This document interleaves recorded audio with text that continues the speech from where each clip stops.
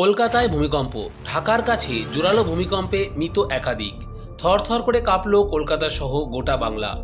বাংলাদেশে ভূমিকম্প, তার জেরেই জোরালো ভূমিকম্প অনুভূত হলো কলকাতা সহ উত্তরবঙ্গ ও দক্ষিণবঙ্গে। সকাল 10টা 9 মিনিট নাগাদ ভূমিকম্প অনুভূত হয়। একের পর এক কম্পন, টানা 30 সেকেন্ড ধরে কম্পন বোঝা যায়।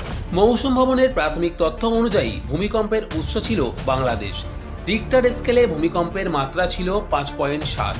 ভূমিকম্পে কমপক্ষে 6 জনের মৃত্যুর খবর মিলেছে, আহত অন্তত 60 জন। প্রাথমিকভাবে মনে করা হচ্ছে বাংলাদেশে এই ভূমিকম্পের কেন্দ্রস্থল ছিল।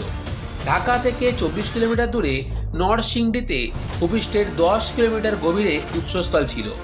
উৎসস্থল অগভীর হওয়ার জন্য কম্পন আরও জোরালো অনুভূত হয়েছে। বাংলাদেশ, পশ্চিমবঙ্গের পাশাপাশি অসমেও ভূমিকম্প দেখা গিয়েছে।